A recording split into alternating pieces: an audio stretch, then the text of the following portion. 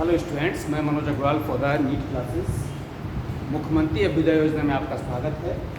आज का जो आपका टॉपिक है द यूनिट ऑफ लाइफ, ठीक है।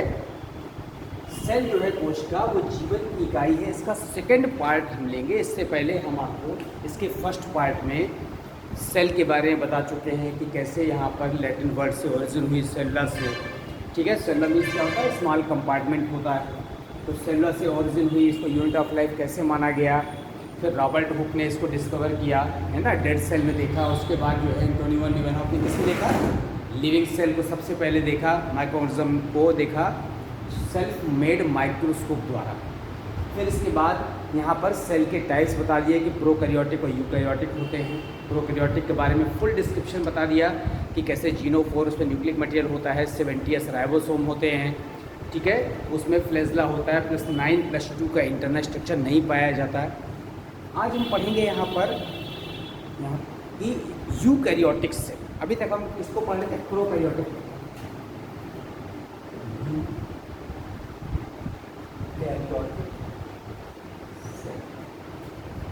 यू माने होता है टू, या इसी को कहते हैं डेवलप, और कैरियन माने होता है न्यूक्लियस।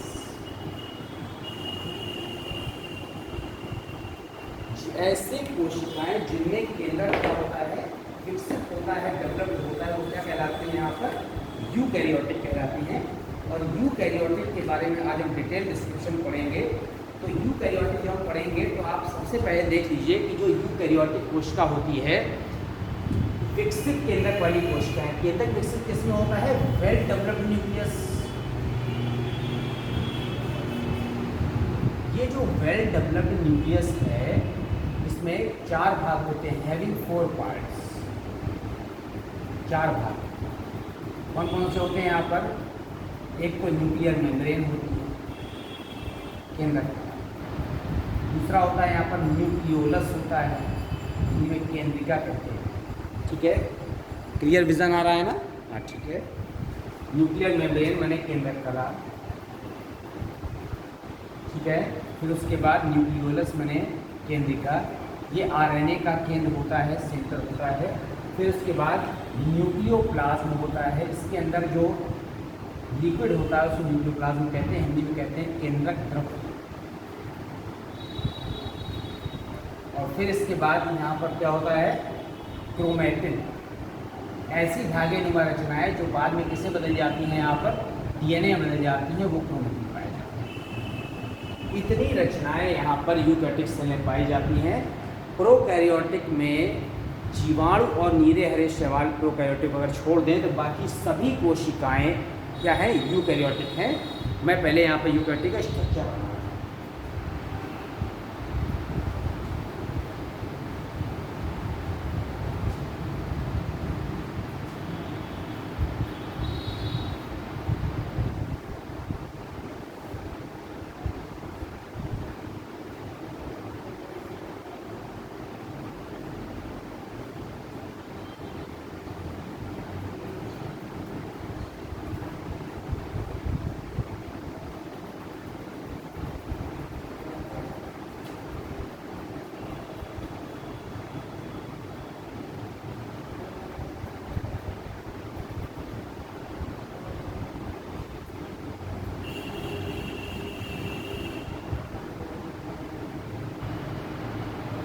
ये सबसे बाहर ये सेल वॉल पाई जाती है, हम अपने केंद्रक बना दिया।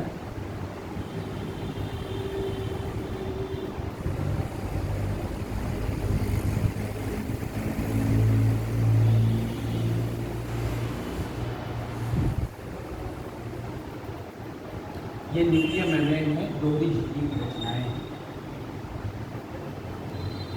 ये अंदर एक धागे में रचनाएं पाई जाती है, सबको ये न्यूक्लियोलस में क्या है? लिक्विड भरा हुआ है, उसको कहते हैं न्यूक्लियोप्लाज्म। केंद्रक चारों पार्ट मिला करके वेल डेवलप्ड न्यूक्लियस होता है। इस न्यूक्लियस के बाहर ये है एंडोप्लाज्मिक रेटिकुलम, अंतर्द्रव्यी जाति का।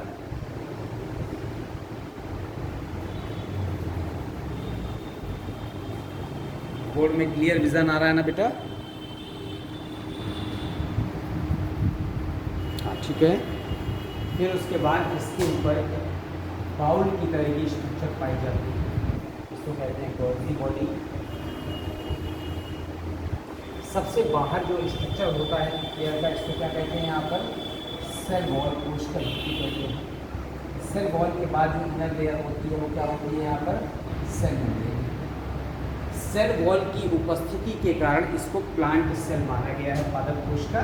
इसके अलावा यहाँ पर इस तरह की प्रकाश संश्लेषी रचनाएं हैं जिनको क्लोरोप्लास्ट, क्लोरोप्लास्ट को हिंदी में क्या कहते हैं? हरित कवक कहते हैं। फिर इसके बाद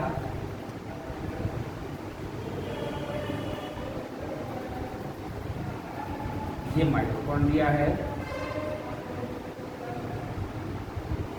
फिर इसके बाद इस तरह की रचनाएं हैं यहाँ पर कटोरे नुमा, इन्हें लाइसोसोम कहा जाता है। ठीक है।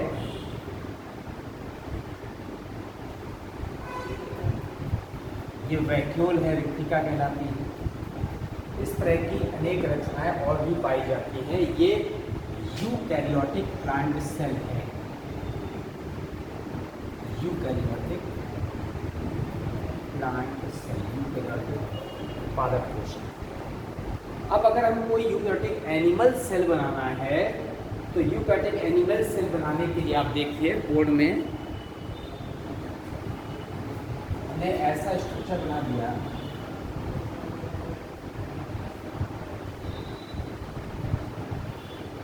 इसमें यहाँ पर इसी तरह से ये केंद्रक हो गया, ट्यूब हो गया, ये हो गया, ये गोल्जी का हो गया। ठीक है। बस इसकी जगह हरित लवक नहीं पाया जाएगा, माइटोकॉन्ड्रिया पाया ही जाएगा। ठीक है। ये जो रिक्तिकाएं हैं ये सभी हैं, ये वैक्यूल्स। ठीक है। ये क्या है? माइटोकॉन्ड्रिया। ये है यहाँ पर यूकैरियोटिक एनिमल्स, यूकैरियोटिक एनिमल्स, जिसमें सबसे बाहर की लेयर है ये है प्लाज्मा लेमा या सेल मेम्ब्रेन। प्लाज्मा लेमा माने ये सेल मेम्ब्रेन है, यहाँ पर सेल वॉल नहीं पाई जाती, तब इसको यूकैरियोटिक एनिमल सेल कहेंगे। और अगर यहाँ पर सेल वॉल पाई जाएगी तो क्या कहेंगे? प्लांट सेल कहेंगे। ठीक है। अब हम इसके बाद आते हैं, पहले सेल वॉल पर। यूकैरियोटिक सेल को डिवाइड किया गया है। जो यूकैरियोटिक सेल होती है उसको डिफरेंशिएट कर दिया है ना, किस किस भागों में डिफरेंशिएट कर दिया, पहले हम उसको पढ़ लेते हैं।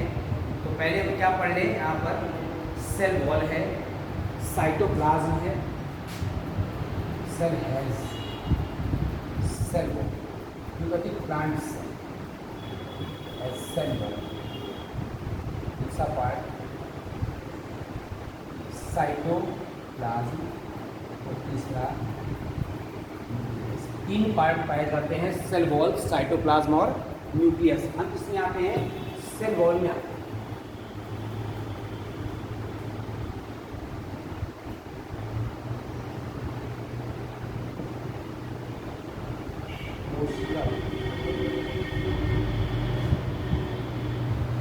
किसकी बनी है यहाँ पर?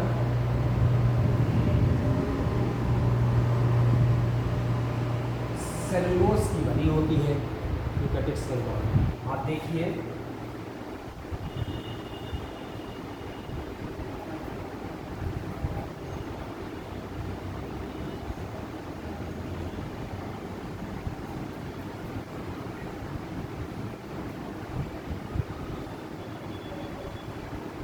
ये है यहाँ पर मिडिल लैमेला, मिडिल हिंदी में कहते हैं मध्य पटलिका। क्या कहते हैं? मध्य पटलिका। दो सेल को आपस में डिफरेंशिएट करने वाली मिडिल लैमेला कहलाती है।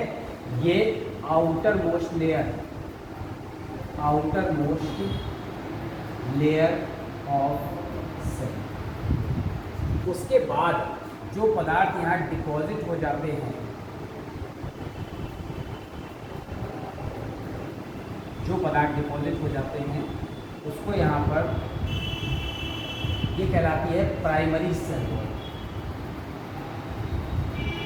प्राथमिक कोशिका।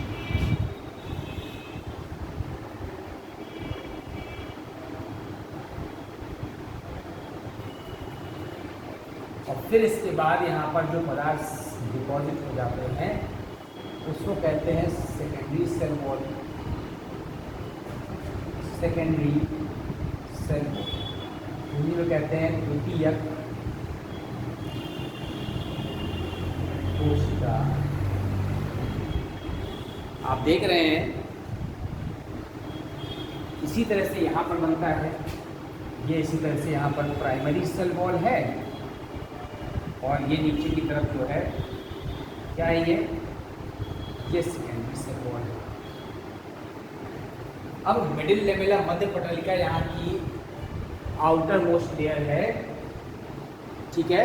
और उसके बाद ये अंदर की लेयर है प्राइमरी सेल वॉल और इनर सेल वॉल। तो ये आउटर मोस्ट लेयर है और एडजेसेंट सेल्स को कैल्शियम पेक्टेट की बनी होती है। तो यहाँ पर लिख दें middle lamella is made up of calcium pectate, calcium pectate नामक पदार्थ की बनी होती है, प्लस इसमें एज के साथ साथ लिग्निन आ जाता है, लिग्निन डिपॉजिट हो जाता है, ठीक है। ये हो गया मिडिल। और क्या करती है, एडजेसेंट सेल्स को आपस में जोड़ने का कार्य करती है, ज्वाइंट्स द एडजेसेंट सेल्स, ठीक है। फिर इसके बाद हम आते हैं यहाँ पर प्राइमरी सेल वॉल। जो प्राथमिक कोशिका भित्ति है यहाँ पर, वो जो प्राइमरी सेल वॉल है सिंगल लेयर होती है, सबसे पहले बनती है मिडिल लेमेला में, ठीक है। ग्रोथ कर सकती है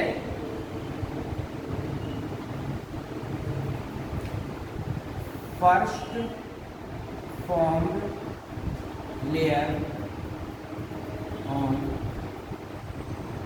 both side of middle lamella, middle lamella के दोनों तरफ बनती है and made up of pectic substance plus glucose, xylose etcetera. उसके बाद यहाँ पर जो सेकेंडरी सेल वॉल है, सेकेंडरी सेल वॉल ये कहाँ है, inner most layer, inner most layer of plant cell. पौधे के कोशिका के सबसे भीतरी परत होती है, उसे सेकेंडरी सेल वॉल कहते हैं। और हेमीसेलुलोज लिग्नोपेक्टी बनी होती है, मेड अप ऑफ, बोर्ड में आ रहा ना यहाँ तक कह दिया, ठीक है। It is made up of hemicellulose plus lignin plus, इतनी चीज़ इसमें पाई जाती हैं और इसके बाद सेल डेवलप होती है। ये यहाँ पर सेल वॉल के बारे में आपने जानकारी दी। अब इसके बाद सेल वॉल में जो पदार्थ पाए जाते हैं,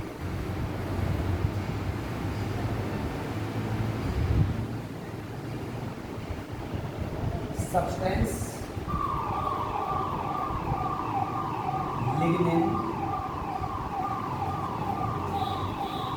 फिर इसके बाद सुब्रिन और क्यूटिन, तीन तरह के पदार्थ होते हैं। लिग्निन होता है, सुब्रिन का क्यूटिन होता है।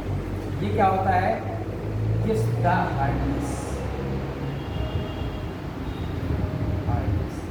हार्डनेस देता है और इस एंड थिकनिंग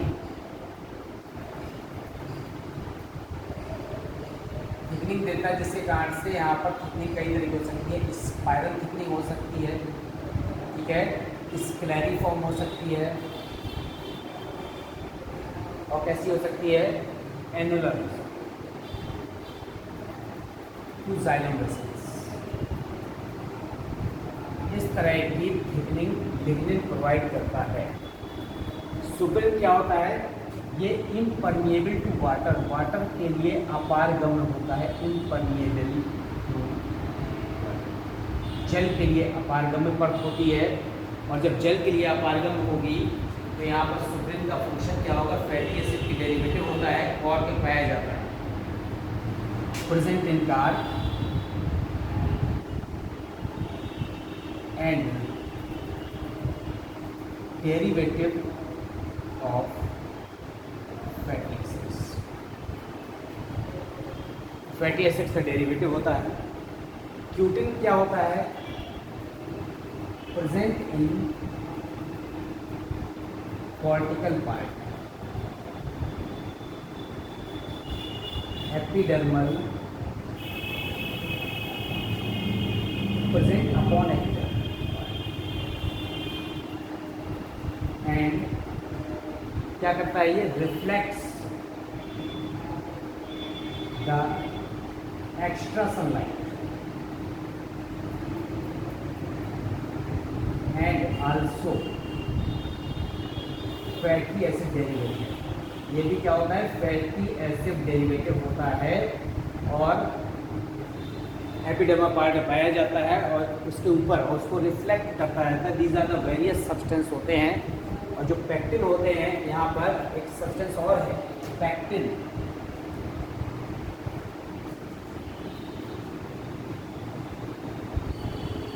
म्यूसिलेजिनस शीट होती है, म्यूसिलेजिनस शीट प्रोटेक्ट्स फ्रॉम, किससे बचाता है ये, ड्राइनेस, शुष्कता से बचाता है कोशिका। इतने पदार्थ पाए जाते हैं। हमने भी आपको क्या पढ़ा दिया, सेल वॉल पढ़ा दिया। अब सेल वॉल के बाद हम किसमें आएंगे, साइटोप्लाज्म में आएंगे। साइटोप्लाज्म ये भी क्या कहते हैं, इसको कोशिका कण कहते हैं।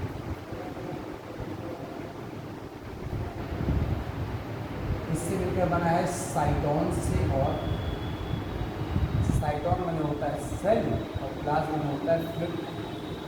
कोशिका के अंदर उपस्थित, भीतर उपस्थित जितना भी फ्लूइड पदार्थ है, तरल पदार्थ होता है, वो पूरा क्या है, यहाँ पर साइटोप्लाज्म है।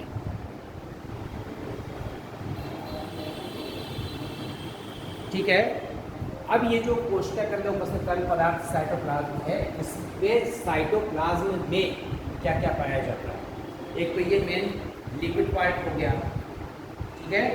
लिक्विड पार्ट के अलावा यहाँ पर साइटोप्लाज्म में सेल मेम्ब्रेन होंगे और सेल ऑर्गेनेल्स होंगे। इसके अलावा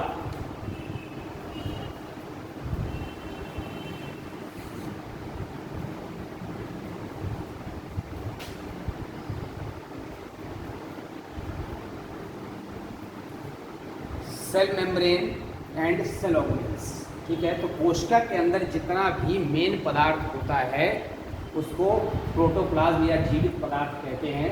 तो हम पहले प्रोटोप्लाज्म के बारे में पढ़ लेते हैं। फिर प्रोटोप्लाज्म जो जीवित पदार्थ होता है उसमें मेन पार्ट क्या होते हैं, सेल मेम्ब्रेन और सेल ऑर्गेनेल्स होते हैं। तो अब हम क्या पढ़ेंगे इसमें, प्रोटोप्लाज्म।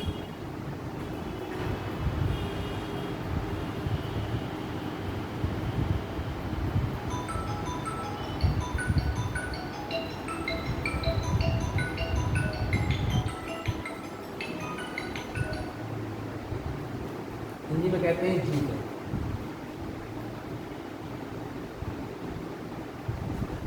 किससे बना है ये, जो प्रोटोस से बना है वो प्लाज्म से बना है। प्रोटोस में होता है फर्स्ट, प्लाज्म में होता है फिर। वो भी कोशिका के अंदर जीवित तरल है, living fluid inside cell which क्या करता है ये, which are present between nucleus, ठीक है, या nuclear membrane to cell. Nuclear membrane और सेल मेम्ब्रेन के बीच में जो जीवित तरल पदार्थ होता है उसको प्रोटोप्लाज्म कहते हैं, जीव द्रव्य कहते हैं। अब जो प्रोटोप्लाज्म है, वर्ल्ड प्रोटोप्लाज्म, वो किसने दिया था? वर्ल्ड प्रोटोप्लाज्म या प्रोटोप्लाज्म डिस्कवर्ड सबसे पहले किसने किया? Protoplasm discovered by Dujardin. एक साइंटिस्ट हुए डुजार्डिन, उन्होंने प्रोटोप्लाज्म को क्या किया? डिस्कवर किया एंड नेम्ड इट सार्कोड। क्या नाम दिया था उसको? सार्कोड नाम। But परकिंजे named it protoplasm. परकिंजे ने इसे प्रोटोप्लाज्म या जीव द्रव्य नाम दिया, जबकि यहाँ पर डुजार्डिन ने इसको सार्कोड नाम दिया। अब इसके बाद Hugo von Mohl described about protoplasm. जीव द्रव्य का जो वर्णन है वो किसने किया था? यहाँ पर ह्यूगो वॉन मॉल ने किया था and Huxley called it, Huxley ने इसको क्या कहा? इसको कहा physical basis of life, physical basis, जीवन का भौतिक आधार। इसको हक्सले ने कहा जीवन का भौतिक आधार। इसीलिए जब सजीव और निर्जीव में हम डिफरेंस पढ़ते हैं तब कहते हैं कि प्रोटोप्लाज्म प्रेजेंट होना चाहिए लिविंग बींग्स। जीवन का भौतिक आधार है, जीव द्रव्य होना ही चाहिए। अब इसके बाद प्रोटोप्लाज्म का अगर कंपोजिशन देखें, in protoplasm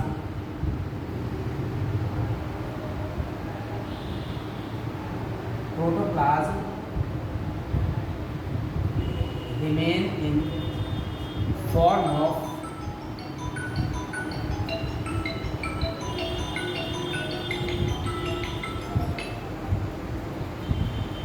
protoplasm remain in the form of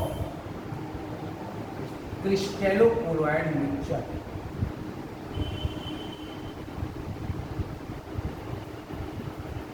क्रिस्टेलोकोलॉइड mixture के रूप में रहता है। कोलॉइड आप जानते हैं क्या होता है? 3 तरह के सॉल्यूशन होते हैं। एक होता है वास्तविक विलयन, जिसमें सॉल्यूट को सॉल्वेंट में आप आँखों से या माइक्रोस्कोप से देख नहीं सकते, पूरी तरह से डिसॉल्व होता है। दूसरा होता है सस्पेंशन, निलंबन। बालू को और पानी में डाल दिया जाए तो आप बालू के पार्टिकल नेकेड आई से भी देख सकते हैं, ये है निलंबन। और जो तीसरा पार्ट होता है वो होता है कोलॉइड। कोलॉइड को आप आँखों से सॉल्यूट के पार्टिकल सॉल्वेंट में नहीं देख सकते, परंतु क्या कर सकते हैं आप? यहाँ पर माइक्रोस्कोप से सॉल्यूट के पार्टिकल को ऑब्जर्व कर सकते हैं। इसे कहते हैं colloid mixture. And in two interconvertible form, interconvertible form 2 form में पाया जाता है।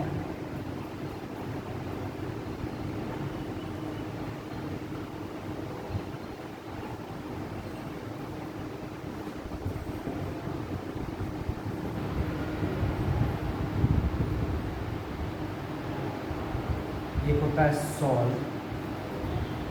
दूसरा होता है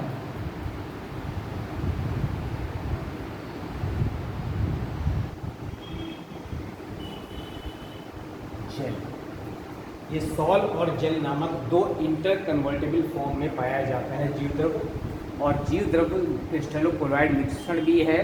जीव द्रव्य जीवन का भौतिक आधार है, जीव द्रव्य जीवन के लिए आवश्यक होता है। इसमें एक डिस्पर्सन मीडियम होता है, डिस्पर्सन मीडियम माने होता है विलायक, और दूसरा होता है डिस्पर्स्ड माने होता है विलेय। तो यहाँ पर जो कैटायंस एनायंस होते हैं वो सब डिस्पर्स्ड हैं, और जिसमें घुल रहे हैं वो क्या है यहाँ पर, डिस्पर्सन मीडियम। अब इन प्रोटोप्लाज्म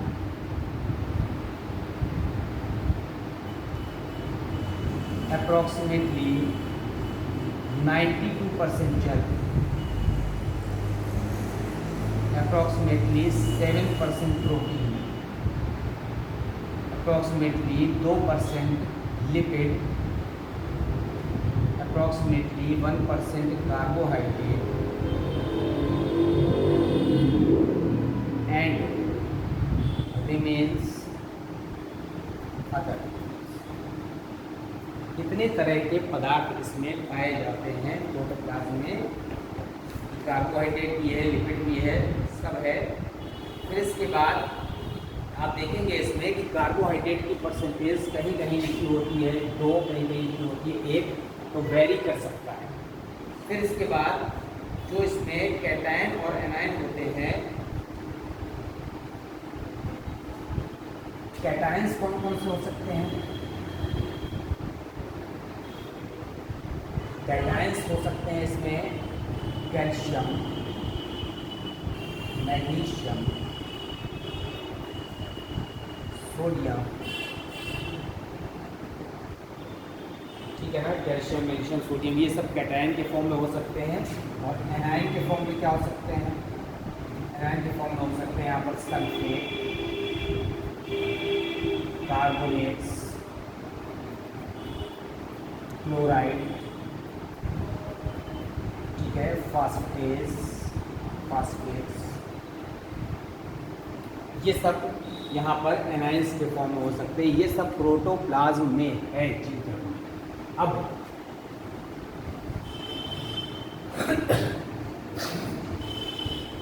प्रोटोप्लाज्म को सेल मेम्ब्रेन और सेल ऑर्गेनेल्स में डिवाइड कर दिया गया है। इसमें किसमें? Cell membrane and cell organelles.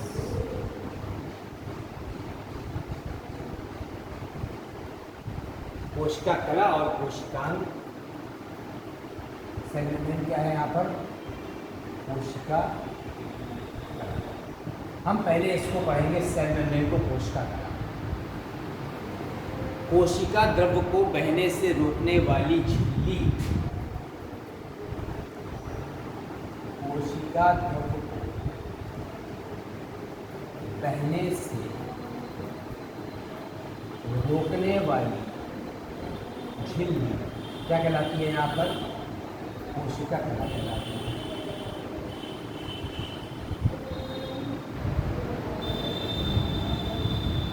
ठीक है। अब जो सेल मेम्ब्रेन नाम है, सेल मेम्ब्रेन बहुत सारे साइंटिस्ट ने अलग अलग नाम दिया है। तो नागेली क्रेमर ने दिया था cell membrane, the name of cell membrane, ठीक है, या cell membrane named by scientist हुए हैं नागेली एंड क्रेमर। नागेली और क्रेमर नामक वैज्ञानिक ने सबसे पहले क्या नाम दिया था? यहाँ पर कोशिका कला को सेल मेम्ब्रेन नाम दिया था। यहाँ पर क्रेमर की स्पेलिंग शायद थोड़ा अंतर है, CRAMMER, ऐड कर लीजिएगा। But clove called it plasma membrane. Clove ने इसको प्लाज्मा मेम्ब्रेन नाम दिया, जबकि कोशिका कला नाम नागेली और क्रेमर का था। और इसी प्लाज्मा मेम्ब्रेन को ही प्लाज्मा लेवा कहते हैं। क्या कहते हैं? Plasma. Also known as pyromembrane. एक और नाम है, क्या नाम दिया जाता है? पायरोमेम्ब्रेन। ठीक है। कैसी होती है ये? यहाँ पर इलास्टिक स्ट्रक्चर होता है, elastic, लिपोप्रोटीनेशियस,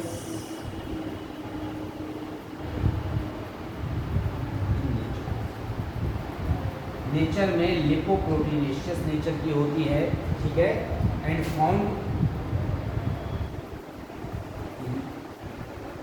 prokaryotes and eukaryotes. Prokaryotes में भी पाई जाती है और यूकैरियोट्स में भी पाई जाती है। दोनों में पाई जाने वाली झिल्ली है उसको सेल मेम्ब्रेन कहते हैं। अब आप देखिए, लिपोप्रोटीनेशियस नेचर होती है द कंपोजिशन ऑफ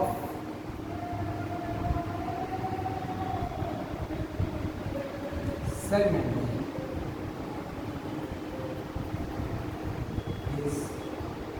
क्या क्या है कंपोजिशन में, यहाँ पर क्या होता है, लिपिड होता है प्लस प्रोटीन होता है प्लस कार्बोहाइड्रेट। तीन चीज़ें होती हैं यहाँ पर, लिपोप्रोटीन, लिपिड, प्रोटीन और कार्बोहाइड्रेट। ठीक, अब यहाँ पर जो सेल मेम्ब्रेन होती है एंड अप्रॉक्सीमेटली 75 से 100 एंगस्ट्रॉम की प्रोटीन, कितनी, 75 एंगस्ट्रॉम से लेकर 100 एंगस्ट्रॉम। अब यहाँ पर सेल मेम्ब्रेन के बारे में हम देखते हैं कि सबसे पहले एक साइंटिस्ट हुए हैं रॉबर्टसन।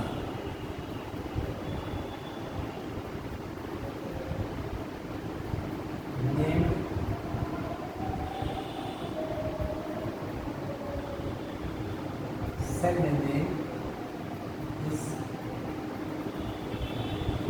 रॉबर्टसन सेल मेम्ब्रेन का नाम दिया यूनिट मेम्ब्रेन, इकाई झिल्ली। रॉबर्टसन ने इसको यूनिट मेम्ब्रेन या इकाई झिल्ली नाम दिया। और ये जो यूनिट मेम्ब्रेन थी यहाँ पर उसको कहा जाता है कि ये मेम्ब्रेन 75 एंगस्ट्रॉम की होती है, it is 75 angstrom and by lipid layer, by lipid layer sandwiched. दोनों तरफ से ब्रेड लगा देते हैं ना, तो उसी तरह से दोनों तरफ से क्या है, सैंडविच विद प्रोटीन लेयर। दोनों तरफ से प्रोटीन की लेयर होती है, उससे वो सैंडविच की तरह दबी रहती है, 75 एंगस्ट्रॉम थिक होती है। इस तरह की रचना को यूनिट मेम्ब्रेन, इकाई कला, यूनिट झिल्ली, इकाई झिल्ली जे रॉबर्टसन ने नाम दिया था, और वो सैंडविच की तरह की लेयर हुई।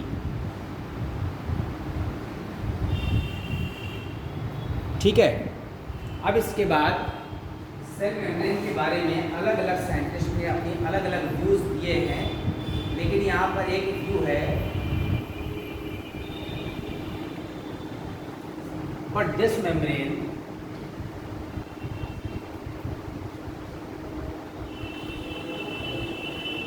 does not explain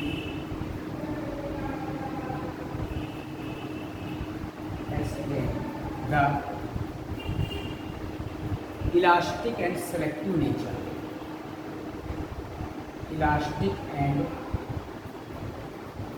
selective nature of cell, ठीक है ना। But this model does not explain the selective nature of membrane। इसी दोष को दूर करने के लिए एक साइंटिस्ट हुए हैं यहाँ पर, सिंगर एंड निकोलसन। क्या हुआ, एक नाम, बहुत फेमस साइंटिस्ट है Singer and Nicolson.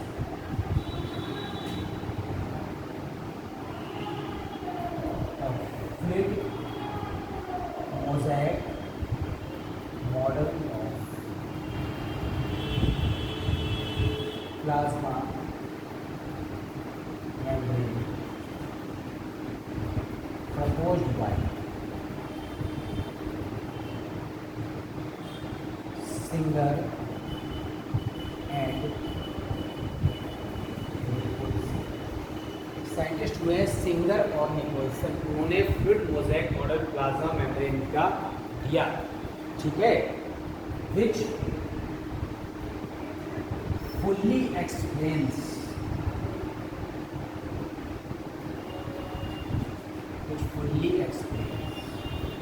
the elastic and selective permeable nature, selective permeable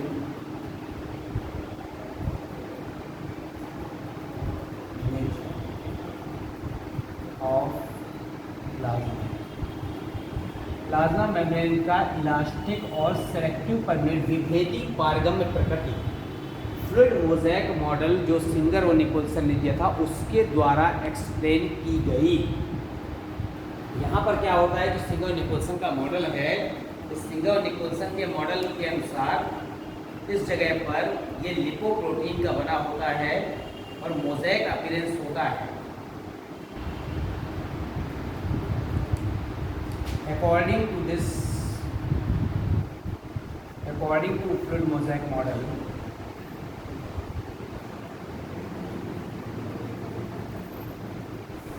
there are double layered lipid in middle and protein molecule dispersed like the mosaic। Protein molecule mosaic के दानों की तरह, जैसे घर में फर्श में मोज़ेक पड़ा था उसके दानों की तरह डिस्पर्स बिखरे होते हैं, इसलिए इसको यहाँ पर तरल मोज़ेक मॉडल कहते हैं। इसका स्ट्रक्चर देखिए आप,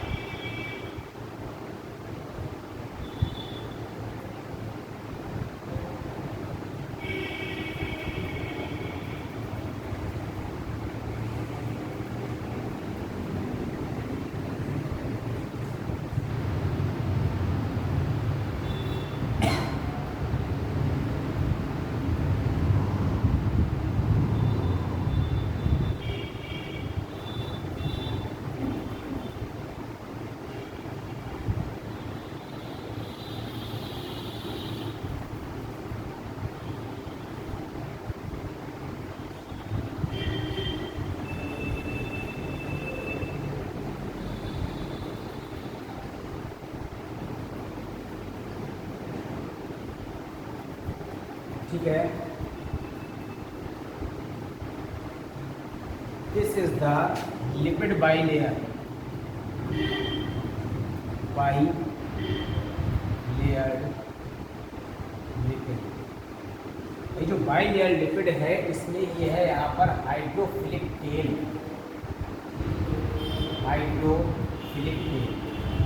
हेड। इसका हेड हाइड्रोफिलिक होता है, जल की तरफ आकर्षित हो सकता है, जबकि इसके जो टेल होती है वो अंदर की ओर धसी हुई है। This is the hydrophobic tell,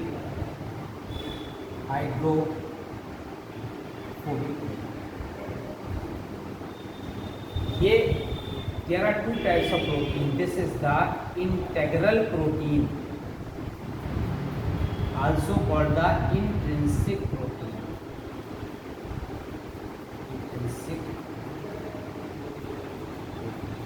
अंतर्वेशी protein कहते हैं, समाकल प्रोटीन कहते हैं। बोर्ड में यहाँ तक कवर कर रहा है, ठीक है। नाम मैं सीधा लिख रहा हूँ, शायद इंटेग्रल या इंट्रिंसिक प्रोटीन, हिंदी में कहते हैं समाकल प्रोटीन।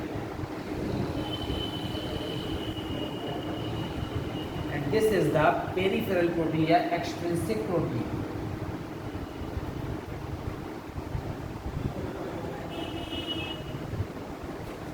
पेरिफेरल प्रोटीन इसे कहते हैं बाह्य, या क्या कहते हैं यहाँ पर, सतही। तो प्रोटीन दो तरह की है, जो लिपिड परत के अंदर तक घुस गई है, दैट इज़ द इंटेग्रल, और जो कि परिधि पर है, दैट इज़ द एक्सट्रिंसिक या पेरिफेरल या समान।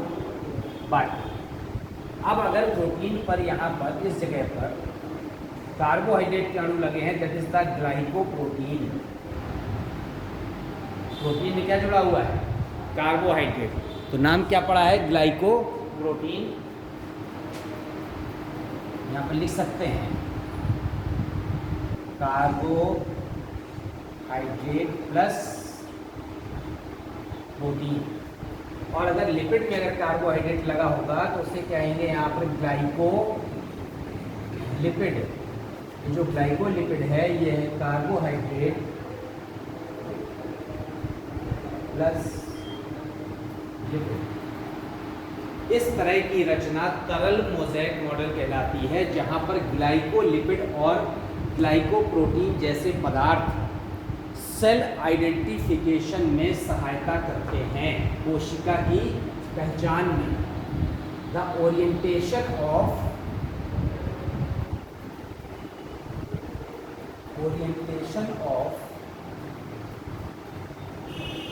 Glycolipid and glycoprotein is used specification of cell। कोशिका की विशिष्टता बनाए रखने में इनका ओरिएंटेशन उपयोगी होता है, इसीलिए ये विशिष्ट मॉलिक्यूल माने गए हैं। दो तरह के आपको बता दिया मैंने, प्रोटीन होती है और फास्फोलिपिड के कारण इसमें फ्लूइडिटी होती है। And fluidity of cell membrane is due to phospholipid होने के कारण ही कोशिका की तरलता होती है। अब इसमें जो है अगर आप फंक्शन देखें कोशिका कला का, स्ट्रक्चर आप देख लीजिए।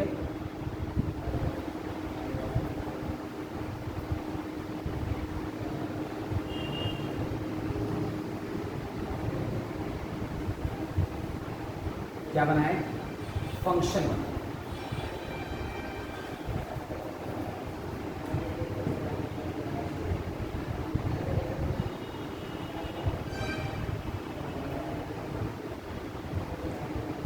functions of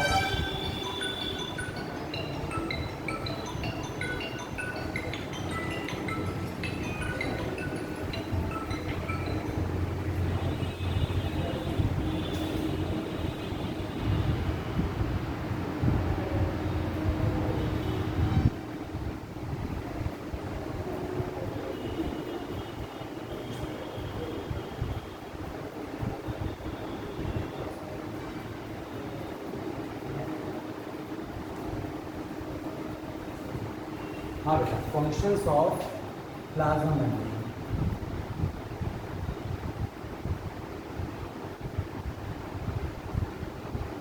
कोशिका कला के कार्य।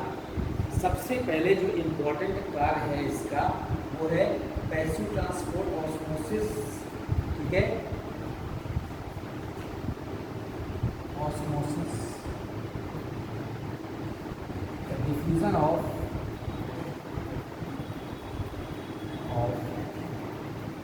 ions from high concentration to high concentration gradient to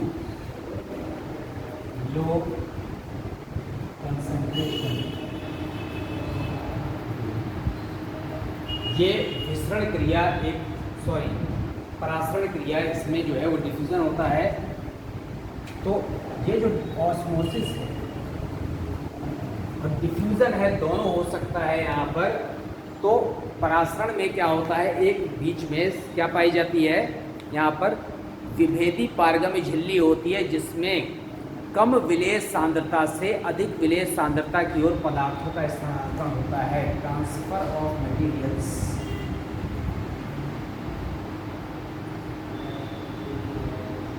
from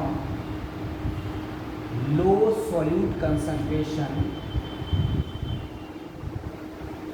to high solute concentration via plasma कोशिका कला से होकर के कम विलेय सांद्रता से अधिक विलेय सांद्रता की पदार्थ का जाना क्या कहलाता है? ऑस्मोसिस कहलाता है। ये इसका फंक्शन है। दूसरा फंक्शन है यहाँ पर passive transport.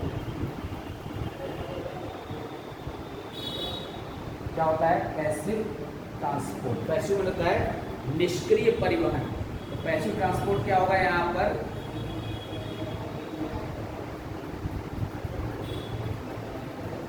Movement of molecules, movements of molecules without expenditure of energy। बिना ऊर्जा खर्च किए मॉलिक्यूल्स का स्थानांतरण है वाया सेल मेम्ब्रेन। इसे क्या कहते हैं यहाँ पर? निष्क्रिय परिवहन कहते हैं।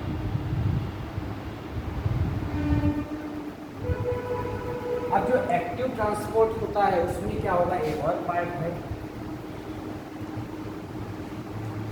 Active transport.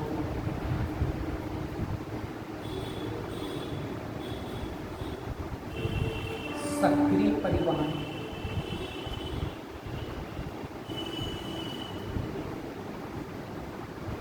अब बहुत से ऐसे पदार्थ होते हैं जिसका यहाँ पर सक्रिय ट्रांसपोर्ट हो रहा है। और कैसे होता है? Against the concentration. The movement of materials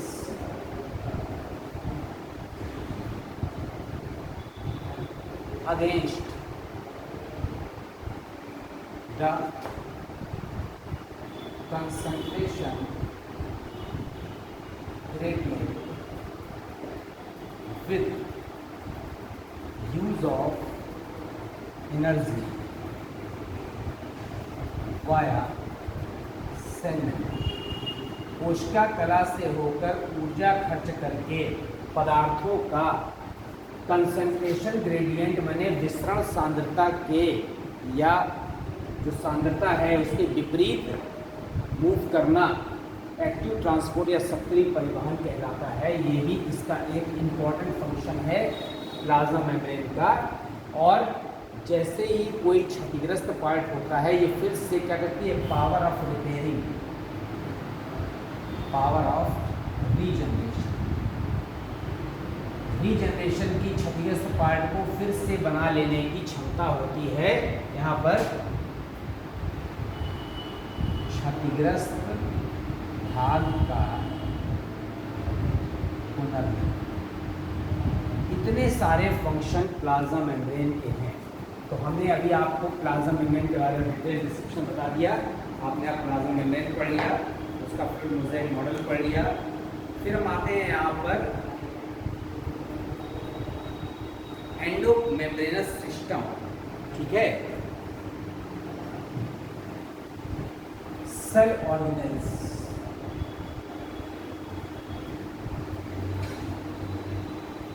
कहते हैं कोशिकांग।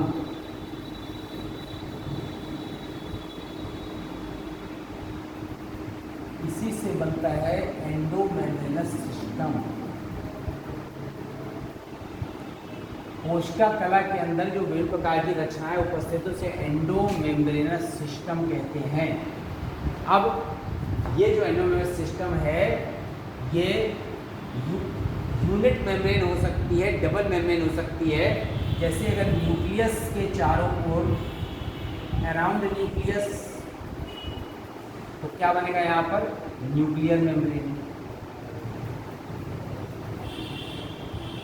ठीक है, इसके बाद अराउंड वैक्यूल, वैक्यूल के चारों अगर देखा जाए रिक्तिका के चारों ओर तो उसे क्या कहते हैं? यहाँ पर टोनोप्लास्ट कहते हैं। इसके अलावा जो है माइटोकॉन्ड्रिया, माइटोकॉन्ड्रिया और प्लास्टिड ये भी कैसे हैं, डबल लेयर्ड हैं, दोहरे कोशिकाएं दोहरी रचनाओं से घिरे हुए हैं। हमें इनको पढ़ना है, इनके बारे में। इन एंडोमेट्रियल सिस्टम में बहुत सारी रचनाएं आती हैं, जिसमें अंतर्द्रव्य जालिका, गोल्जिकाए, माइटोकॉन्ड्रिया एट्सेट्रा एट्सेट्रा, ये ढेर सारी रचनाएं यहाँ पर प्रमुख हैं।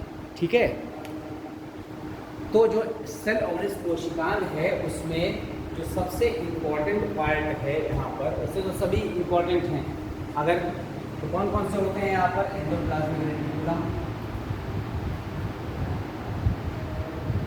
एंडोप्लाज्मिक रेटिकुलम क्या कहते हैं इसको, अंतर्द्रव्यी जालिका कहते हैं। इसके बाद गोल्जी अपैरेटस है, गोल्जिकाए, ठीक है, माइटोकॉन्ड्रिया है, फिर इसके बाद लाइसोसोम है, प्लास्टिड्स हैं लवक, फिर इसके बाद प्लास्टिड्स के बाद और क्या हो सकते हैं यहाँ पर, बहुत सारी रचनाएं, और ये मेन है अंतर्जालिका, गोल्जिकाए, माइटोकॉन्ड्रिया, लाइसोसोम और लवक, इतनी रचनाएं मेन हैं। ठीक है, इसके अलावा हम रचनाएं, हम यहाँ पर एक एक रचना के बारे में स्टडी करते हैं। एंडोप्लाज्मिक रेटिकुलम पढ़ते हैं, हिंदी में कहते हैं अंतर्द्रव्यी जालिका, शॉर्ट में लिखते हैं ER, अंतर्द्रव्यी जालिका। ठीक है, क्या है ये, डिस्कवर्ड बाई पोर्टर, साइंटिस्ट हुए हैं पोर्टर। उस पोर्टर ने यहाँ पर एक रचना डिस्कवर की जिसको अंतर्द्रव्यी जालिका कहा जाता है। और ये जो अंतर्द्रव्यी जालिका है, एक प्रोसेस को और ऊपर लिखे तब हम स्ट्रक्चर ठीक से बना पाएंगे।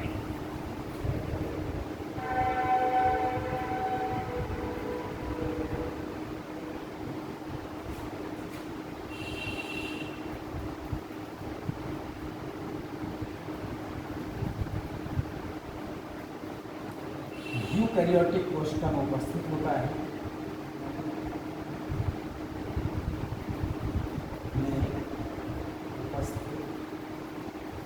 क्या है ये, कोशिका झिल्लियों का जाल, कोशिका झिल्लियों का क्या है, जाल है, जो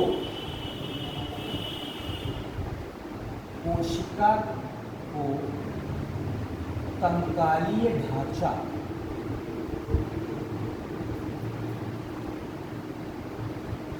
ठीक है, साइटोस्केलेटन कहते हैं,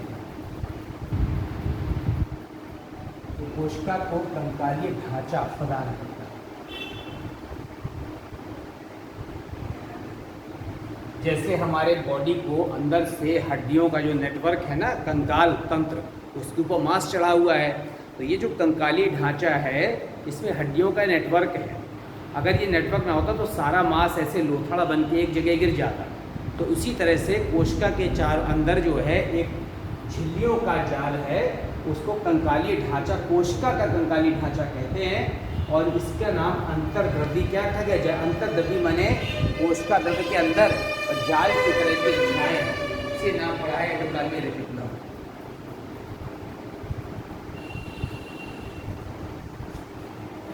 एक साइंटिस्ट हुए हैं यहाँ पर, पोर्टर ने तो इसकी खोज की थी। सबसे पहले गार्नियर ने इसको सबसे पहले देखा था। Garnier first observe it and name ergastoplasm या गेटोप्लाज्म। सबसे पहले इसको गार्नियर ने देखा था और इसका नाम क्या रखा गया था, अर्गेस्टोप्लाज्म रखा गया था। बाद में पोर्टर ने नाम रखा अर्गेस्टो, एस और लगा हुआ। बट पोर्टर नेम क्या नाम दिया, एंडोप्लाज्मिक रेटिकुलम। अब इसके बाद एंडोप्लाज्मिक रेटिकुलम में एकल झिल्ली से घिरे होते हैं और कहाँ से the ER is formed, ER is single layered structure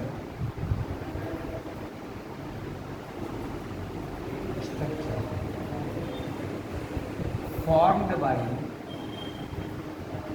invagination of, जो हमारी कोशिका कला होती है, सेल मेम्ब्रेन है, उसके इन्वेजिनेशन ऑफ प्लाज्मा, कोशिका कला के इन्वेजिनेशन या अंतर्वलन से बन रही है अंतर्दबी जाली। ठीक है, फिर इसके बाद यहाँ पर ये न्यूक्लियर मेम्ब्रेन तक कंटिन्यूअस रहती है and continues to nuclear membrane.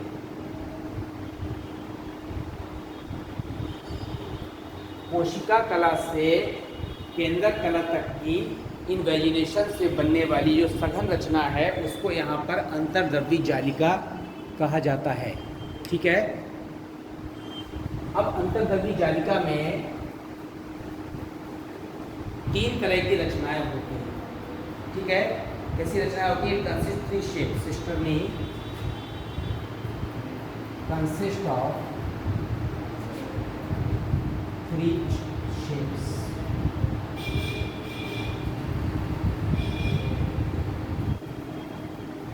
Cisternae, देखिए एक का नाम है सिस्टर्नी, एक का नाम है ट्यूब्यूल्स, एक का नाम है vesicles.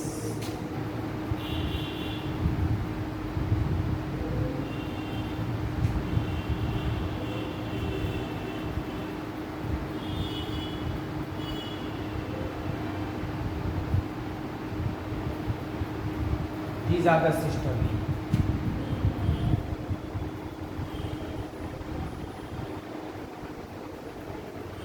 These are the tubules. और जो वेसिकल्स होती हैं वो वेसिकल्स थोड़ी सी गोलाकार या इस टाइप की स्ट्रक्चर। वैसे अगर इसका स्ट्रक्चर देखा जाए तो ये केंद्रक कला है, केंद्रक कला के बाहर इस तरह की रचना लगाई है।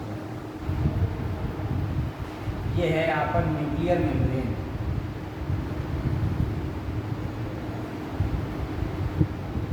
और ये है यहाँ पर ER। अब अंतर्द्रव्यी जालिका 2 तरह की होती है। ठीक है, 3 तरह की रचनाएं भी बनी हुई हैं। ER is of 2 types.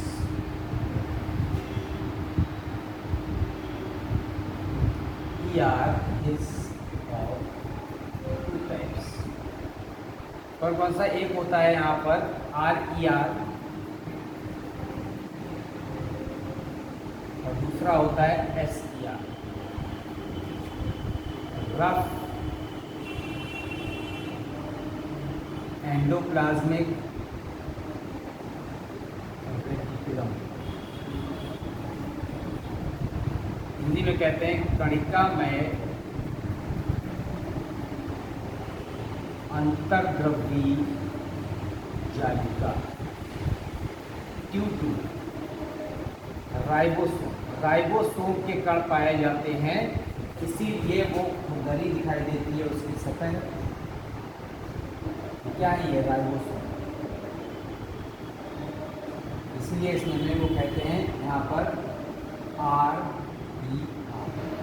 तो जब राइबोसोम है तो कार्य कहेगा होगा प्रोटीन संश्लेषण का कार्य।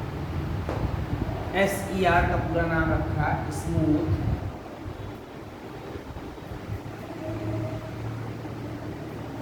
Endoplasmic reticulum. हिंदी में कहते हैं सपाट अंतर्द्रव्यी जालिका। ठीक है, राइबोसोम अब्सेंट होते हैं, नहीं पाए जाते। कार्य क्या होता है यहाँ पर? लिपिड संश्लेषण का कार्य, लिपिड संश्लेषण का कार्य। लिपिड का निर्माण होता है। तो ये वाले जो सरफेस है ये क्या है यहाँ पर? SER। क्या बना रहा है? लिपिड। तो 2 तरह की आपको एंडोप्लाज्मिक रेटिकुलम दिखाई दे रही है, स्मूथ और रफ, ठीक है, रफ को ग्रैनुलर भी कहते हैं। अब इसका फंक्शन क्या है,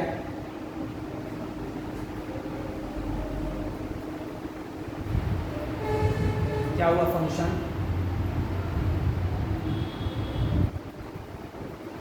लिपिड व प्रोटीन का निर्माण, लिपिड व प्रोटीन का, ठीक है, एक तो लिपिड और प्रोटीन दोनों का यहाँ पर क्या हो रहा है, फॉर्मेशन हो रहा है। एक तो ये कार्य हो गया। दूसरा कार्य जो है क्या दे रहा है, ये मैकेनिकल सपोर्ट दे रहा है कोशिका,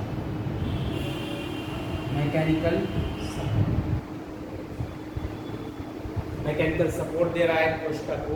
इसके अलावा क्या कर रहा है, ये यहाँ पर डिटॉक्सिफिकेशन करता है, SER, डिटॉक्सिफिकेशन माने शरीर के या शरीर में विषैले पदार्थों को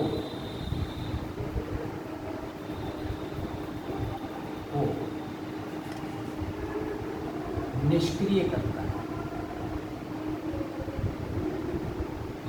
ठीक है, डिटॉक्सिफिकेशन में हेल्प कर देता है।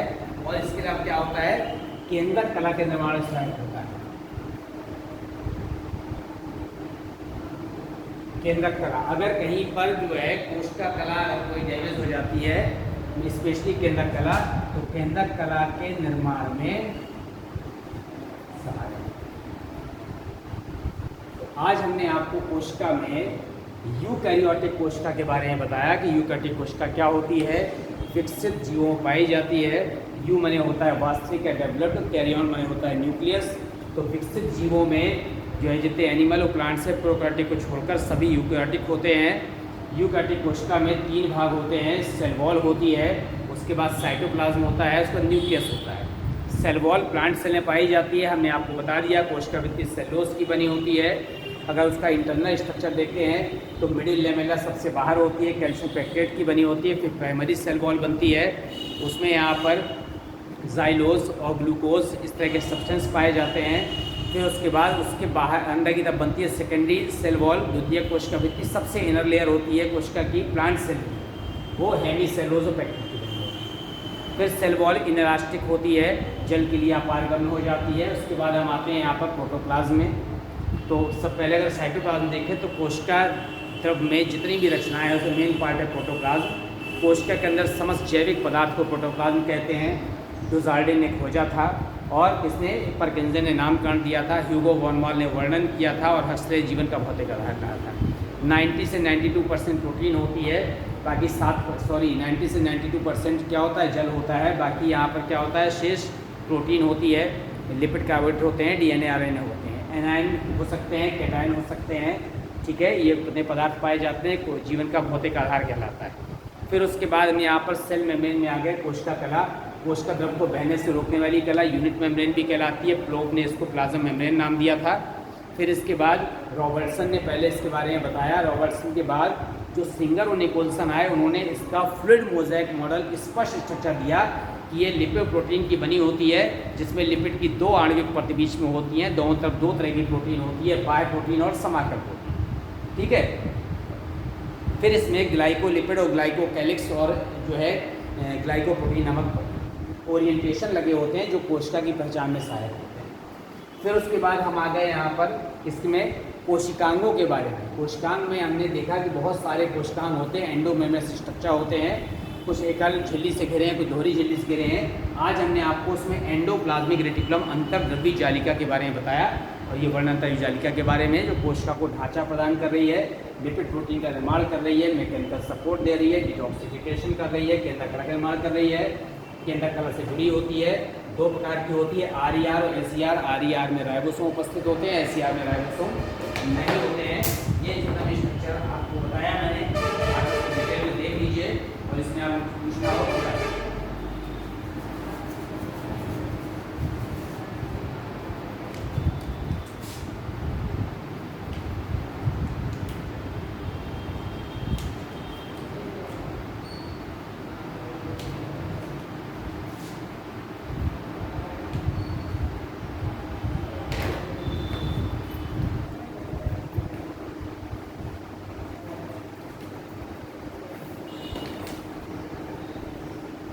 ठीक है, ओके स्टूडेंट्स, थैंक यू।